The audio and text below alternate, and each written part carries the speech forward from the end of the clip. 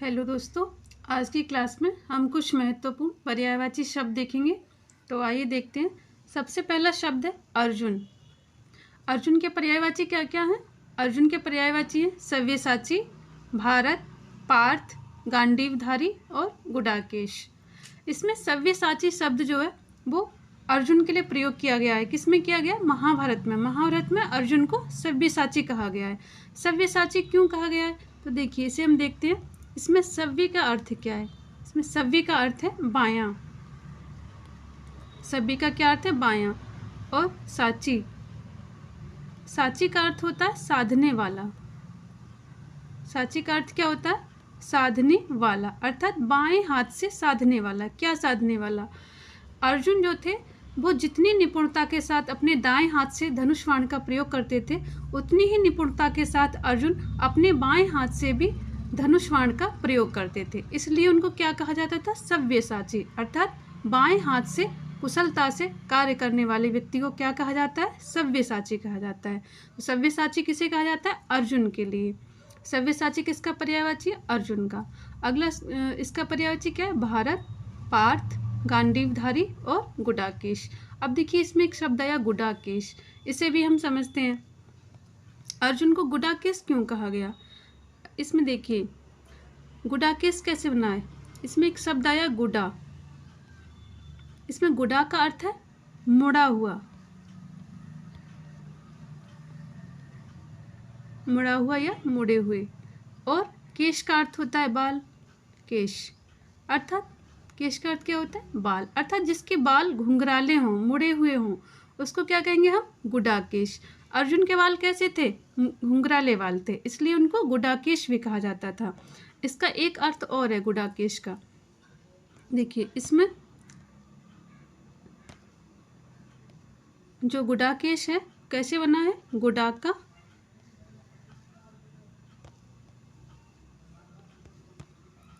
गुडाका। गुडाका का अर्थ क्या होता है? गुडाका का अर्थ होता है निद्रा। गुडाका किसे कहते हैं? निद्रा के लिए। और ईश, ईश अर्थात स्वामी। गुडाका प्लस ईश बराबर क्या हो गया? गुडाकेश। ईश किसे कहते हैं? स्वामी, अर्थात जो निद्रा का स्वामी हो, जो निद्रा का स्वामी हो, उससे क्या कहेंगे हम? गुडाकेश। तो अर्जुन जो थे उन्होंने अपनी निद्रा पर विजय प्राप्त कर ली थी। वो कौन थे? निद्रा के स्वामी थे। तो अर्जुन के लिए क्या कहा जाता है? गुडाकेश, क्योंकि उन्होंने अपनी निद्रा पर विजय प्राप्त कर ली थी। वो जब चाहे तब सो सकते थे, जब चाहे तब तक वो जाग सकते थे, इसलिए अर्जुन को गुडाकेश कहा जाता है। आशा है आपको ये दोनों शब्द समझ में आ गए होंगे, सव्यसाची और गुडाकेश। अगला शब्द हम देखते हैं। अगला शब्द है कौवा। कौवा के पर्यायवाची हम देखेंगे। कौवा के पर्यायवाची है काक, काग, वायस या एकाक्ष। अब इसमें देखिए, इसमें एक शब्द आया वायस। वायस शब्द जो आया है वो कौए की जो कर्कश आवाज़ है उसकी वजह से कौए को वायस भी कहा जाता है। एक शब्द आया एकाक्ष। अब कौए को एकाक्ष क्यों कहा जाता है? अब इसके पीछे एक पौराणिक कहानी भी है। एकाक्ष, ये पौराणिक कहानी क्या है कि एक बार श्री राम के बाण से बचने के लिए जो इंद्र के पुत्र थे जयंत, और जयंत ने कौन सा रूप धारण किया था? कौए का रूप धारण किया था। तो जब कौए का रूप धारण करके जयंत भाग रहे थे और श्री राम उनका पीछा कर रहे थे, तो श्री राम ने उन पर जो बाण चलाया था उससे उनकी एक आंख से वो घायल हो गए थे। तब से उनको, कौए को क्या कहा जाता है? एकाक्ष कहा जाता है। लेकिन ये वैज्ञानिक लोग इसको नहीं मानते हैं। वैज्ञानिकों का कहना है कि कौवा अपनी दोनों आँखों से देख सकता है, उसकी दोनों आँखें सही होती हैं, लेकिन वो अपनी आँख से अधिक फोकस करने के लिए, अधिक एरिया देखने के लिए एक आँख से ऐसे, मतलब इस तरह से देखता है। तो इसलिए उसको एकाक्ष कहते हैं। एक समय में वो अपनी एक ही आँख का प्रयोग करता है। ऐसा क्यों करता है? ताकि उनका दृष्टि क्षेत्र चौड़ा हो जाए, यानी अधिक क्षेत्र तक वो देख सकें, इसलिए कौए को एकाक्ष कहा जाता है। तो कौए के पर्यायवाची क्या क्या हुए? काक, काग, वायस और एकाक्ष। अगला शब्द हम देखेंगे। अगला शब्द है कुत्ता। कुत्ते के पर्यायवाची हम देखेंगे। कुत्ते के पर्यायवाची हैं शुनक, सारमेय, कुक्कुर और श्वान। अब देखिए, कुत्ते को शुनक, शार्मे, कुक्कुर और श्वान कहा जाता है। अब इसको शुनक क्यों कहा जाता है? शुनक कहा जाता है क्योंकि कुत्ते की जो सूंघने की और सुनने की क्षमता होती है वो कैसी होती है? बहुत तीव्र होती है, इसलिए उसको शुनक कहा जाता है। शार्मे क्यों कहा जाता है? अब देखिए, इसके पीछे भी एक पौराणिक कहानी है। अगर आप इसको थोड़ा सा समझ लेंगे तो आप इस शब्द को कभी भूलेंगे नहीं कि शार्मे किसका पर्यायवाची है? कुत्ते का। अब देखिए, ऋग्वेद और कुछ हिंदू ग्रंथों के अनुसार शर्मा जो थे वो इंद्रदेव की एक दिव्य कुतिया थी। उसका नाम क्या था? शर्मा। देखिए, शर्मा, शर्मा क्या थी? इंद्र की एक दिव्य कुतिया का नाम था और उसने देवताओं की बहुत सहायता की थी। तो इसलिए जो भी कुत्ते हैं उनको क्या कहा जाता है? शार्मे, क्योंकि शर्मा जो कुतिया थी उसी से सभी कुत्तों का जन्म माना जाता है। जितने भी कुत्ते हैं उन सब कुत्तों को क्या माना जाता है? शर्मा की संतान माना जाता है। इसलिए कुत्तों को क्या कहा जाता है? शार्मे कहा जाता है, क्योंकि शर्मा सभी कुत्तों की माँ है। इसलिए तो इसका अर्थ आपको समझ आ गया होगा। तो कुत्ते के पर्यायवाची एक आप शार्मे याद रखेंगे और क्या याद रखेंगे? शुनक याद रखेंगे। ये इम्पोर्टेंट है और ये एग्जाम में पूछे जाते हैं। यहाँ पे आप कौए के बायस और एकाक्ष ये याद रखेंगे। अर्जुन के पर्यायवाची में सव्यसाची, गांडीवधारी, गुडाकेश और पार्थ, ये आप याद रखेंगे। इसमें सव्यसाची और गुडाकेश अधिक इम्पोर्टेंट हैं। तो ये हमने देखे। अगला शब्द है असुर। असुर के पर्यायवाची हम देखेंगे। असुर के पर्यायवाची हैं यातुधान। असुर के पर्यायवाची क्या है? यातुधान, निशिचर, रजनीचर, दनुज, दैत्य, दानव, निशाचर और राक्षस। अब देखिए, असुर को यातुधान क्यों कहा जाता है? तो यातु का अर्थ क्या होता है? इसमें यातु का अर्थ होता है जादू।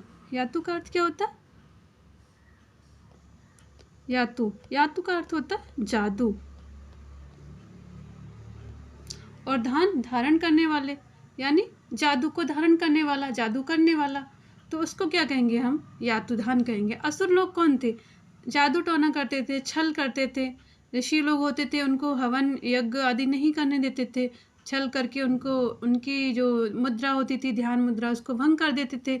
इसलिए असुर को यातुधान कहा जाता था। निशिचर, अब निशि का अर्थ क्या होता है? रातचर, मतलब घूमने वाले। रात्रि में कौन घूमते थे? राक्षस लोग। रजनीचर, रजनी भी किसका पर्यायवाची है? रात्रि का। अब देखिए, यहाँ पे हम ये बात भी याद रखेंगे कि रात्रि के पर्यायवाची में चर शब्द जोड़ने से क्या बन जाता है? असुर का पर्यायवाची। जैसे निशि, निशिचर, रजनी, रजनीचर और निशा, निशाचर। इस तरह से ये किसके पर्यायवाची बन गए? असुर के पर्यायवाची बन गए। तो असुर के पर्यायवाची होंगे यातुधान, निशिचर, रजनीचर, धनुज, दैत्य, दानव, निशाचर और राक्षस। इसमें यातुधान बहुत इम्पोर्टेंट है, ये एग्जाम में पूछा जाता है। बाकी आप निशिचर, निशाचर और रजनीचर ये भी आप याद रखेंगे, धनुज आदि आप याद रखेंगे। अगला शब्द हम देखेंगे। अगला शब्द है आँख। आँख के पर्यायवाची हम देखेंगे। आँख के पर्यायवाची हैं अक्षी। आँख के पर्यायवाची हैं अक्षी, चक्षु, दृग, नयन, लोचन, अंबक, नेत्र, दीठ और चश्म। देखिए, चश्म शब्द हमने देखा ना, कहा जाता है कि ये इस बात का चश्मदीद गवाह है। चश्मदीद यानी चश्म किसे कहते हैं? आँखों के लिए कहते हैं। तो चश्मदीद अर्थात आँखों देखा, जिसने अपनी आँखों से किसी घटना को देखा हो तो उसको क्या कहते हैं हम? चश्मदीद। तो चश्म का अर्थ क्या होता है? इसमें आँख होता है। तो आँख के पर्यायवाची अक्षी, चक्षु, दृग, नयन, लोचन, अंबक, नेत्र, दीठ और चश्म। इसमें आप दीठ याद रखेंगे, चश्म भी याद रखेंगे, अक्षी याद रखेंगे, अक्षी कई बार पूछा जा चुका है एग्जाम में, और दृग याद रखेंगे, चक्षु याद रखेंगे और अंबक याद रखेंगे। अंबक और लोचन ये आप याद रखेंगे। अगला शब्द हम देखते हैं। अगला शब्द है अनार। अनार के पर्यायवाची हम देखेंगे। अनार के पर्यायवाची देखेंगे। अनार के पर्यायवाची हैं रामबीज। अनार के पर्यायवाची क्या है? रामबीज, दाड़िम, शुकप्रिय, रक्तबीज, शाल मरकट, कुचाफल और दंतबीज। अब देखिए रामबीज, दाड़िम। दाड़िम इसमें इम्पोर्टेंट है, कई बार एग्जाम में आ चुका है। शुकप्रिय, शुक किसे कहते हैं? तोते के लिए, और प्रिय अर्थात जिसको प्रिय हो, तो इसको शुकप्रिय भी कहते हैं। रक्त बीज, इसके बीज कैसे होते हैं? रक्त की तरह लाल होते हैं, इसलिए इसको रक्त बीज कहा जाता है। शाल मरकट, देखिए ये नाम इसका मरकट कहते हैं, मरकट कहते हैं बंदर के लिए। तो इसका जो वृक्ष होता है इस तरह से देखने में लगता है, तो इसके लिए शाल मरकट भी कहते हैं। कोई एग्जैक्ट इसका मीनिंग नहीं है कहीं पे, लेकिन इसको शाल मरकट कहा जाता है। एक अर्थ है इसका कुचा, एक पर्यायवाची कुचाफल, कुचाफल और दंतबीज। दंतबीज, इसके बीज जो थोड़े होते हैं और दांतों के आकार के होते हैं, इसलिए इसको दंतबीज भी कहा जाता है। अगला जो शब्द है वो है अधर। अगला शब्द क्या है? अधर। अधर के पर्यायवाची हम देखेंगे। अधर के पर्यायवाची हैं रदन, ओठ, ओष्ठ, छद, रदपुट और लव। इसमें आप छद याद रखेंगे, रदपुट याद रखेंगे, ये इम्पोर्टेंट है, और रदन याद रखेंगे। रदन, छद, रदपुट और लव, ये आप याद रखेंगे, एग्जाम की दृष्टि से इम्पोर्टेंट है। अगला शब्द हम देखते हैं। अगला शब्द है इच्छा। इच्छा के पर्यायवाची क्या क्या हैं? इच्छा के पर्यायवाची हैं चाह, कामना, मनोरथ, अभिलाषा, आकांक्षा, ईप्सा, वांछा, स्पृहा और ईहा। ये किसके पर्यायवाची? इच्छा के पर्यायवाची हैं। चाह, कामना, मनोरथ, अभिलाषा, आकांक्षा, ईप्सा, वांछा, स्पृहा और ईहा। इसमें देखिए हम ईप्सा याद रखेंगे, वांछा भी इम्पोर्टेंट है, और स्पृहा और ईहा ये इम्पोर्टेंट है, ये आप याद रखेंगे। ईप्सा, वांछा, स्पृहा और ईहा, ये किसके पर्यायवाची हैं? इच्छा के पर्यायवाची हैं। अगला शब्द हम देखते हैं। अगला शब्द है कमल। अब देखिए इसे हम समझेंगे। कमल शब्द के कितने बहुत सारे पर्यायवाची हैं, और ये कौन कौन सी है देखेंगे हम। जलज, पंकज, सरोज, अंबुज, सरसिज, राजीव, शतदल, अरविंद, नीरज, इंदिवर, कुशेशय, कंज, अब्ज, ताम्रस, नलिन, उत्पल, पुंडरीक, कुवलय और पद्म, ये किसके पर्यायवाची? कमल के पर्यायवाची। अब देखिए इसे हम देखते हैं थोड़ा, किसके पर्यायवाची है? कमल के पर्यायवाची है। अब यहाँ देखिए कमल के जो पर्यायवाची हैं ये कैसे बने हैं। अगर यहाँ लिख देते हैं, अगर हम जल के पर्यायवाची में क्या जोड़ देते हैं? जा जोड़ देते हैं। जल के जो भी पर्यायवाची उसमें क्या जोड़ देते हैं? जा जोड़ देते हैं, तो किसका पर्यायवाची बन जाता है? कमल के पर्यायवाची बन जाते हैं। किसके? कमल के पर्यायवाची। कैसे बन जाते हैं इसको हम देख लेते हैं यहाँ पे। जैसे जैसे जल शब्द है, जल में हमने ज जोड़ दिया तो क्या बन गया? जलज बन गया। देखिए जलज बन गया। इस तरह से जल का पर्यायवाची होता है वारी। वारी, वारी मीन्स क्या होता है? जल, और वारी में हमने जा जोड़ दिया। क्या जोड़ दिया? जा, तो क्या बन गया? ये वारिज बन गया। क्या बन गया? वारिज बन गया। और वारिज इसका पर्यायवाची है, कमल का पर्यायवाची है। इसी तरह से देखिए हम देखेंगे और शब्द भी देखेंगे। जैसे ये है नीरज। अब देखिए नीर का अर्थ क्या होता है? पानी, और नीरज कमल। इसी तरह से जल, जल पानी और जलज कमल। अम्बु, अम्बु किसे कहते हैं? पानी के लिए, और अम्बुज कमल। इस तरह से और देखिए जैसे यहाँ पे मैं और शब्द लिख नहीं पाई हूँ। जैसे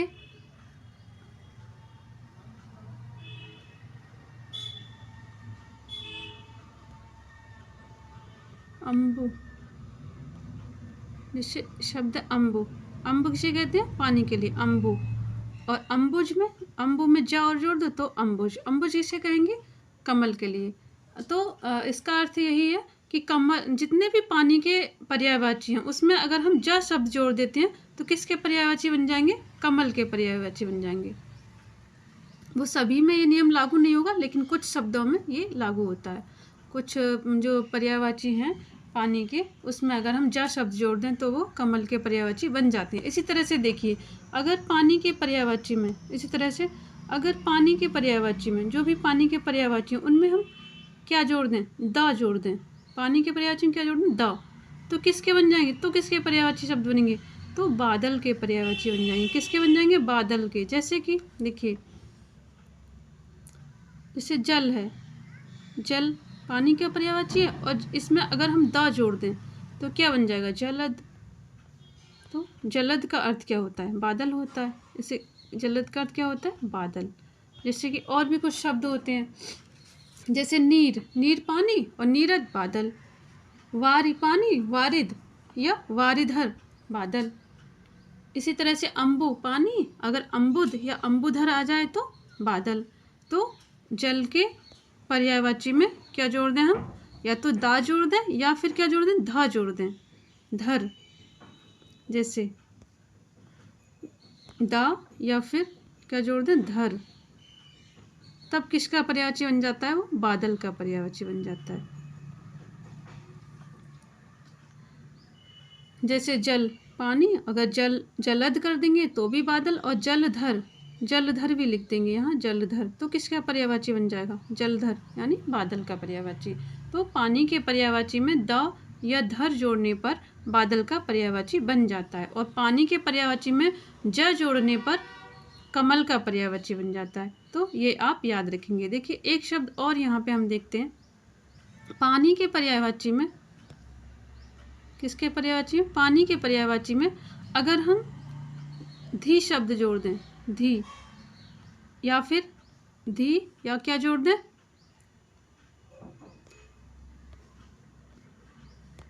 या तो धी जोड़ दें या फिर निधि शब्द जोड़ दें। क्या जोड़ दें, निधि। और कहीं कहीं ईश शब्द भी जोड़ा जाता है, ईश शब्द भी जोड़ा जाता है। तो ये किसका पर्यायवाची बन जाता है, ये समुद्र का पर्यायवाची बन जाता है। किसका पर्यायवाची बन जाता है, समुद्र का। अब देखिए हमने यहाँ पे 3 नियम देखे। पहला, पानी के पर्यायवाची में अगर जा शब्द जोड़ दें, जा शब्द जोड़ दें तो किसका पर्यायवाची बनेगा, कमल का पर्यायवाची बन जाएगा। अगर पानी के पर्यायवाची में हम द शब्द जोड़ दें, द या फिर धर, दा या फिर धर शब्द जोड़ दें तो किसका पर्यायवाची बन जाएगा, बादल का पर्यायवाची बन जाएगा। किसका पर्यायवाची बनेगा, ये बादल का। अगर पानी के पर्यायवाची में हम धी शब्द जोड़ दें, धी, धी या फिर निधि, ये शब्द अगर हम जोड़ देते हैं तो किसका पर्यायवाची बन जाएगा, तो समुद्र का पर्यायवाची बन जाएगा। ये आप याद रखेंगे। जैसे कि इसके भी हम उदाहरण देख लेते हैं समुद्र के 1-2।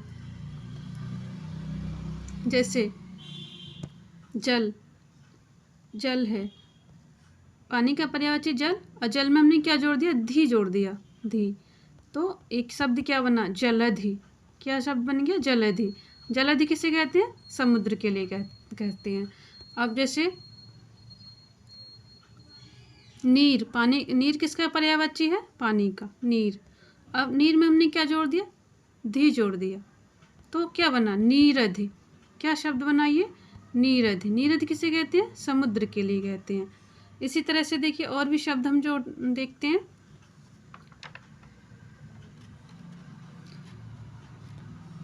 पयो किसे कहते हैं, पयो कहते हैं पानी के लिए। देखिए पयो मीन्स पानी। अब इसमें अगर हम दा जोड़ दें, पयोद, तो किसका हो जाएगा, बादल का। अगर दा हटा के क्या जोड़ दें, धी जोड़ दें, क्या जोड़ दें इसमें हम, धी, तो किसका हो जाएगा, पयोधि। तो ये किसका हो गया, ये समुद्र का पर्यायवाची बन गया। इसी तरह से देखिए और भी है, जैसे जल, जैसे शब्द है जल, जल में धी जोड़ दिया तो जलधि। अगर निधि शब्द जोड़ दिया इसमें, निधि, तो क्या बन गया, जल निधि बन गया। अब जल निधि भी किसे कहते हैं हम, समुद्र के लिए। तो पानी के पर्यायवाची में या तो धी जोड़ दें या निधि शब्द जोड़ दें तो किसका पर्यायवाची बन जाता है, समुद्र का पर्यायवाची बन जाता है।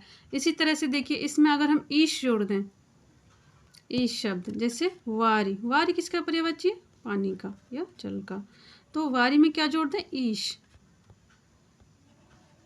तो किसका पर्यायवाची बन जाता है ये, तो क्या हो गया, ये हो गया वारिश। यानी कि समुद्र। वारिश किसे कहते हैं? समुद्र के लिए। वारिश किसका पर्यायवाची है? समुद्र का पर्यायवाची है। तो अगर हम पानी के पर्यायवाची में धी, निधि या ईश शब्द जोड़ देते हैं तो किसका पर्यायवाची बन जाता है? समुद्र का पर्यायवाची। धी, निधि या फिर क्या जोड़े? ईश, तो किसका पर्यायवाची बनेगा? समुद्र का पर्यायवाची बनेगा। अब देखिए यहाँ पे हमने 3 नियम सीख लिए और इस तरह से अगर हम पर्यायवाची शब्द याद करेंगे तो हमारे लिए बहुत ही सरल हो जाएगा, ये हमें कभी रटने नहीं पड़ेंगे। अगला शब्द हम देखेंगे, कमल के पर्यायवाची हम देख चुके हैं। अगला शब्द हम देखेंगे, अगला शब्द है किरण। किरण के पर्यायवाची यहाँ पे हम देखेंगे। किरण के पर्यायवाची हैं रश्मि, अंशु, कर, मरीचि, गो, मयूख या फिर अर्ची। किसके पर्यायवाची? किरण के। रश्मि, अंशु, कर, मरीच, गो, मयूख और अर्ची। इसमें देखिए मयूख इम्पोर्टेंट है, एग्जाम में पूछा जाता है। मरीचि इम्पोर्टेंट है और अर्ची, अंशु, कर ये भी इम्पोर्टेंट है, लेकिन मयूख और मरीचि ये बहुत इम्पोर्टेंट हैं, दोनों इम्पोर्टेंट है, ये आप याद रखेंगे। मरीचि और मयूख, खासकर मयूख कई बार एग्जाम में पूछा जा चुका है, तो ये आप याद रखेंगे। अगला शब्द हम देखते हैं, अगला शब्द है कुबेर। कुबेर के पर्यायवाची हम देखेंगे। कुबेर के पर्यायवाची हैं धनद, धनाधिप, यक्षपति, यक्षराज, किन्नरेश, अलकापति, किन्नरपति, वैश्रवण या उदीचीश। किसके पर्यायवाची? कुबेर के। धनद, धनाधिप, यक्षपति, यक्षराज, किन्नरेश, अलकापति, किन्नरपति, वैश्रवण और उदीचीश। उदीचीश, अब देखिए इसमें उदीची का अर्थ क्या है? उदीची कहते हैं उत्तर दिशा के लिए। उदीची, उदीची किसे कहते हैं? उत्तर दिशा।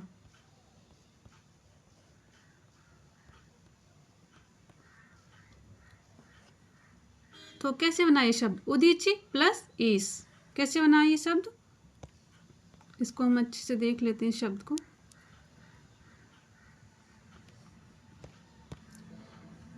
ये शब्द बना है उदीची प्लस ईश। उदीची अर्थात उत्तर और ईश अर्थात स्वामी। जो उत्तर दिशा का स्वामी है उसको क्या कहते हैं हम? उदीचीश। तो कुबेर कहाँ के स्वामी? उत्तर दिशा के स्वामी इनको माना जाता है। कुबेर को उत्तर दिशा का स्वामी मानने की वजह से इनको क्या कहा जाता है? उदीचीश कहा जाता है। ये आप अब याद रखेंगे और ये इम्पोर्टेंट है, उदीचीश। अलकापति याद रखेंगे, उदीचीश याद रखेंगे, वैश्रवण याद रखेंगे और यक्षराज या यक्षपति ये याद रखेंगे। धनाधिप और धनद ये भी पूछा जाता है, तो ये आप याद रखेंगे। अगला शब्द हम देखते हैं, अगला शब्द है कबूतर। कबूतर के पर्यायवाची हम देखेंगे। कबूतर के क्या क्या पर्यायवाची हैं? पारावत, हारीत, रक्तलोचन और कपोत। अब इसको देखिए, पारावत, हारित। हारित क्यों कहा जाता है? कबूतर के हरे रंग होने के कारण इसको हारित कहा जाता है। आपने देखा होगा कबूतर को कभी, तो उसके ऊपर हरे हरे बहुत लाइट कलर होता है, हरे कलर का थोड़ा थोड़ा उसमें कलर दे रखा होता है, इसलिए उसको हारित कहते हैं। क्योंकि कबूतर जो है वो किससे उत्पन्न माना जाता है? अग्नि से, इसलिए उसको हारित कहा जाता है। और इसको रक्तलोचन भी कहा जाता है और कपोत कहा जाता है। तो इसके किसके पर्यायवाची हो गए? कबूतर के। इसमें आप पारावत याद रखेंगे और हारित याद रखेंगे और रक्तलोचन, ये 3 इम्पोर्टेंट है, एग्जाम में पूछे जाते हैं। पारावत, हारित, रक्तलोचन किसके पर्यायवाची हैं? कबूतर के पर्यायवाची हैं। अगला शब्द हम देखते हैं, अगला शब्द है कोयल। कोयल के पर्यायवाची हम देखेंगे। कोयल के पर्यायवाची हैं वसंत दूत, कलकंठ, वनप्रिया, कोकिल और पिक। इसमें आप वनप्रिया याद रखेंगे, कलकंठ, वसंत दूत याद रखेंगे। पिक भी कभी कभी पूछ लिया जाता है, कोकिल तो पता ही है, तो ये आप याद रखेंगे। वसंत दूत, कलकंठ, वनप्रिया और पिक किसके पर्यायवाची हैं? कोयल के पर्यायवाची हैं। अगला शब्द है अतिथि। अतिथि के पर्यायवाची देखेंगे मेहमान, पाहुन, अभ्यागत, आगंतुक। इसमें आप पाहुन याद रखेंगे। पाहुन किसका पर्यायवाची है? अतिथि का। और अभ्यागत और आगंतुक ये याद रखेंगे। पाहुन अधिक इम्पोर्टेंट है, इसको आप याद रखेंगे। अगला शब्द है हाथी। हाथी के पर्यायवाची देखते हैं। हाथी के पर्यायवाची हैं गज, दंती, कुंजर, वारड़, हिरद, मतंग, वितुंड, द्वीप, नाग, कटी, कुंभी और मदकल। ये किसके पर्यायवाची हैं? हाथी के पर्यायवाची हैं और ये इम्पोर्टेंट है। हाथी के पर्यायवाची एग्जाम में पूछे जाते हैं। इसमें आप वितुंड याद रखेंगे, मतंग याद रखेंगे और हिरद, कुंजर कई बार आ चुका है, कुंजर भी आप याद रखेंगे और द्वीप, नाग। देखिए नाग सर्प का भी पर्यायवाची है और नाग हाथी का भी पर्यायवाची है। अगर ऑप्शन में आता है नाग किसका पर्यायवाची है, हाथी का, सर्प का, इन दोनों का, तो आप ऑप्शन में क्या लगाएंगे, इन दोनों का, हाथी का भी और नाग का भी, दोनों का पर्यायवाची क्या है, नाग। तो इसके पर्यायवाची देखिए हमने, ये आप याद रखेंगे। इसमें कुंभी भी इम्पोर्टेंट है, कुंभी और कटी ये भी आप याद रखेंगे और मदकल। लेकिन हिरद, वितुंड, मतंग और नाग और कुंजर ये इम्पोर्टेंट है। अगला शब्द हम देखते हैं। अगला शब्द है सरस्वती। सरस्वती के पर्यायवाची हम देखेंगे। सरस्वती के पर्यायवाची हैं वाक, ब्राह्मी, भारती, भाषा, गिरा, शारदा, वाग्देवी, वाणी, वागीश्वरी, वीणापाणी, इला, वीणावादिनी, पद्मासना, वागीशा। किसके पर्यायवाची हैं? सरस्वती के पर्यायवाची। एक बार फिर से देख लेते हैं। वाक, ब्राह्मी, भारती, भाषा, गिरा, शारदा, वाग्देवी, वाणी, वागीश्वरी, वीणापाणी, इला, वीणावादिनी, पद्मासना और वागीशा। किसके पर्यायवाची? सरस्वती के पर्यायवाची। इसमें वाक याद रखेंगे और गिरा याद रखेंगे, पद्मासना याद रखेंगे और वागीशा याद रखेंगे। इला कई बार एग्जाम आ चुका है, इला आप याद रखेंगे, इला इम्पोर्टेंट है। तो किसके पर्यायवाची हो गई ये? सरस्वती के। और वाग्देवी भी इम्पोर्टेंट है, ये आप याद रखेंगे। किसके पर्यायवाची हैं ये? सरस्वती के। शारदा भी इम्पोर्टेंट है। अगला शब्द है हिमालय। इसमें इला कई बार एग्जाम आ चुका है, तो इला अधिक इम्पोर्टेंट है, याद रखेंगे। अगला शब्द है हिमालय। हिमालय के पर्यायवाची हिमाद्री, पर्वतराज, हिमगिरी, हिमाचल, नगपति, गिरीश, नगेश और शैलेंद्र। अब यहाँ देखिए हिमालय के पर्यायवाची हम देख रहे हैं। हिमालय के पर्यायवाची हमने क्या क्या देखे? हिमाद्री, पर्वतराज, हिमगिरी, हिमाचल, नगपति, गिरीश, नगेश और शैलेंद्र। हिमालय। अब देखिए इसमें एक कविता आती है, दिनकर की कविता है, मेरे नगपति मेरे विशाल, साकार दिव्य गौरव विराट। तो इसमें नगपति, नग कहते हैं किसके लिए? पर्वतों के लिए नग। इसका नग किसका पर्यायवाची? पर्वतों का। और पति किसे कहते हैं? स्वामी। तो जो पर्वतों का स्वामी है, पर्वतों का स्वामी कौन है? हिमालय। इसलिए इसको क्या कहा जाता है? नगपति। गिरीश भी कहा जाता है इसको। गिरीश क्यों कहा जाता है? गिरी किसे कहते हैं? गिरी मतलब पर्वत, गिरी किसे कहते हैं? पर्वत के लिए। और ईश किसे कहते हैं? स्वामी, यानी पर्वतों का स्वामी। यहाँ भी वही अर्थ निकल रहा है। तो गिरी प्लस ईश गिरीश, तो गिरीश कौन हुआ? हिमालय हुआ। यहाँ भी नगेश, नग प्लस ईश नगेश। नग कहते हैं पहाड़ के लिए और ईश अर्थात स्वामी, पहाड़ों का स्वामी है, उस क्या कहेंगे? हिमालय। शैलेंद्र, तो शैल किसे कहते हैं? शैल कहते हैं पर्वत के लिए। शैल किसे कहते हैं? पर्वत के लिए। और इंद्र अर्थात स्वामी, शैलों का स्वामी। तो शैलों का स्वामी कौन हुआ? हिमालय अर्थात पर्वत, हिमालय पर्वत, पर्वतों का स्वामी। यहाँ सभी जगह एक ही अर्थ निकल रहा है, नगपति, गिरीश, नगेश और शैलेंद्र। तो ये किसके पर्यायवाची हुए? सभी हिमालय के पर्यायवाची हुए, ये आप याद रखेंगे। और हिमालय के पर्यायवाची भी एग्जाम में पूछे जाते हैं। यहाँ आप शैलेंद्र याद रखेंगे, नगपति याद रखेंगे और गिरीश, नगेश ये याद रखेंगे। पर्वतराज याद रखेंगे। सभी इम्पोर्टेंट है वैसे तो, कोई सा भी पूछ लिया जाता है एग्जाम में। अगला शब्द है सर्व। सर्व के पर्यायवाची देखेंगे। सर्व अर्थात सभी, तो इसके पर्यायवाची हैं सकल, निखिल। निखिल इम्पोर्टेंट है इसमें, निखिल। बाकी सब तो सरल हैं, हो जाएंगे। तो निखिल आप इसमें याद रखेंगे। और इसके अन्य पर्यायवाची हैं संपूर्ण, समग्र, सब और सभी। तो आज हमने कुछ महत्वपूर्ण पर्यायवाची शब्द देखे। आज की क्लास में इतना ही। धन्यवाद।